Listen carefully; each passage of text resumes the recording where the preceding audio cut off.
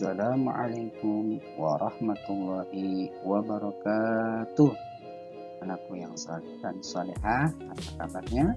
Semoga kalian di rumah dalam keadaan sehat walafiat. Begitu juga ayah bunda di rumah. Oke, anakku sekalian, burung bio, burung belibis, buah naga dimakan ulat. Tonton videonya sampai habis, semoga bermanfaat.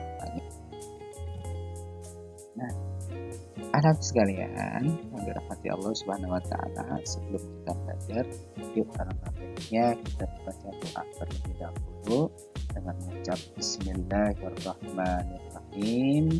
Rabbi zidni ilman warzuqni fahma. Nah, pada kali ini Bapak akan mencoba merangkumkan pembelajaran tema 7 namanya tentang kepemimpinan. Karena ini di akhir daripada pembelajaran buku kedua kita. Nah, sebenarnya kita fokus kepada KKN. Pertama, kita perhatikan nilai-nilai yang terkandung dalam sila ke-1 Pancasila. Yang pertama adalah percaya dan takwa kepada Tuhan Yang Maha Esa. Kemudian yang kedua, mengembangkan sikap hormat menghormati antar pemeluk agama. Kemudian membina kerukunan hidup di antara sesama umat beragama. Kemudian mengembangkan sikap saling menghormati kebebasan menjalankan ibadah sesuai agama dan kepercayaannya masing-masing. Kemudian tidak memaksakan suatu agama terhadap orang lain. Nah, itu tadi yang pertama. Kemudian sila yang kedua, untuk kemanusiaan adil dan beradab. Kemudian nilai yang terkandung apa saja? Kita perhatikan adalah yang pertama, mengembangkan sikap saling mencintai sesama manusia. Kemudian yang kedua, gemar melakukan kemanusiaan, lalu berani membela kebenaran dan keadilan. Dan kita perhatikan pada sila ketiga, nilai yang terkandung di antaranya apa saja? Pertama, rela berkorban untuk kepentingan bangsa dan negara. Kemudian cinta tanah air dan bangsa, dan bangga sebagai bangsa Indonesia dan tanah air Indonesia. Ya, pada sila keempat, makna yang terkandung di antaranya adalah pertama, setiap warga negara memiliki hak dan kewajiban yang sama. Kemudian asas kekeluargaan dilakukan untuk musyawarah mufakat.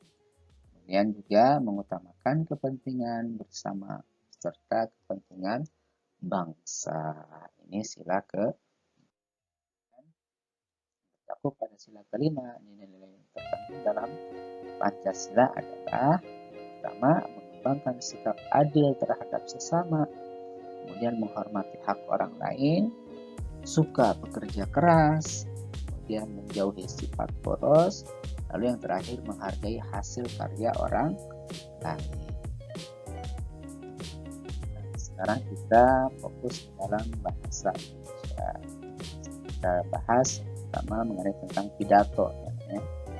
Nah, apa sih yang dikatakan pidato itu? Pidato adalah sebuah kegiatan berbicara di depan umum untuk menyatakan pendapat atau memberikan gambaran mengenai suatu hal sehingga dapat mempengaruhi terhadap pendengar. Nah, kemudian bagaimana cara kita berpidato? Nah, di sini ada 3 cara.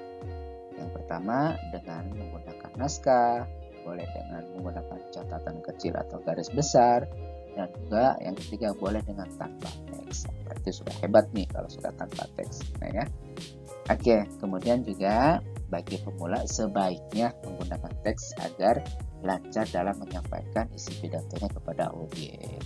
Itu boleh untuk para pemula seperti kita ya.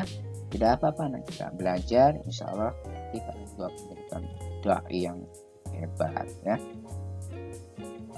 Oke, teman-teman sekalian, hal-hal yang perlu diperhatikan saat kita berpidato. Nah, sebelum kita berpidato, apa yang kita lakukan? Baca terlebih dahulu teks, pahami isi teks itu. Kemudian mengetahui hal-hal yang penting dalam naskah. Kemudian lafal atau pengucapan harus jelas, intonasi atau penekanan kalimat harus tepat, sikap yang sopan dan tidak kaku, pandangan jangan selalu ke arah teks saja, sekali-kali kita arahkan pada hadirin atau audiens yang ada di depan kita. Ini yang harus kita perhatikan. Kemudian menyusun kerangka pidato. Nah, kita sudah ketahui ya, bahwa dalam menyusun kerangka pidato, hendaklah yang pertama adalah pendahuluan. Apa saja isi pendahuluan itu? Ada salam pembuka, ucapan syukur kepada Allah, ucapan terima kasih kepada pihak yang terkait, kemudian tujuan pidato kita akan sampaikan. Kemudian yang kedua adalah isi, ya berisi uraian materi pidato yang sesuai dengan tema yang kita sampaikan. Kemudian yang terakhir adalah penutup. Apa saja isi penutup? Berisi kesimpulan, saran, kritik, harapan, ucapan terima kasih, permohonan maaf, dan salam penutup. Itu adalah bagaimana kita cara menyusun kerangka dalam berpidato. Nah, sekalian, kembali kita memasuki materi tentang IPA. Yang sering kita pelajari adalah tentang pubertas. Nah, apa perbedaan fisik laki-laki sebelum dan setelah masa pubertas? Kita perhatikan, sebelum pubertas, fisik laki-laki badan masih pendek, belum tumbuh jakun, belum berkumis, belum tumbuh rambut ketiak, belum tertarik dengan lawan jenis, dada belum juga membidang, belum muncul jerawat, suara anak-anak, belum bau badan, belum mimpi basah. Ini sebelum pubertas. Nah, jauh sekali ketika sudah pubertas. Setelah pubertas, apa bedanya? Badan menjadi tinggi, muncul jakun, tumbuh kumis, tumbuh rambut ketiak, tertarik lawan jenis, dada membidang, muncul jerawat, suara membesar, tes tuh, suaranya jadi beda ya. Nah, kemudian muncul bau badan, mengalami mimpi basah. Nah, ini perubahan fisik pada anak laki-laki. Kemudian kita lihat ciri-ciri pubertas pada anak perempuan. Apa saja? Tumbuh rambut halus pada ketiak, suara melengking, pinggul melebar, kulit halus, payudara mulai tumbuh, muncul jerawat, tertarik dengan lawan jenis, dan menstruasi. Ya, hampir sedikit sama ya, ya, cuman menstruasinya saja berbeda dan melebar juga pinggulnya. Itu ciri bagi pubertas pada perempuan. Nah, kemudian cara menyikapi pubertas bagi anak-anakku yang sudah masa-masa pubertas atau sudah masuk dalam pubertas, ya siap-siap ketika itu apa yang harus kalian lakukan? Pertama harus rajin beribadah kepada Allah, menjaga kebersihan tubuh kita, menjaga kesehatan dengan memilih makanan sehat dan rajin berolahraga, hati-hati bergaul dengan lawan jenisnya, kemudian memilih bacaan dan tontonan yang sesuai dengan umur kita.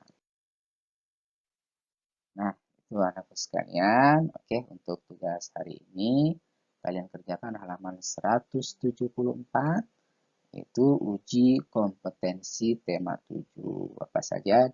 Di dalamnya ada IPS, kemudian ada IPA, ada PPKN, dan ada bahasa Indonesia. Oke, anak sekalian, terima kasih. Mau ucapkan sehat selalu buat kalian di rumah, serta ya bunda ya. Dan kita ucapkan alhamdulillahirobbilalamin. Wassalamualaikum warahmatullahi wabarakatuh.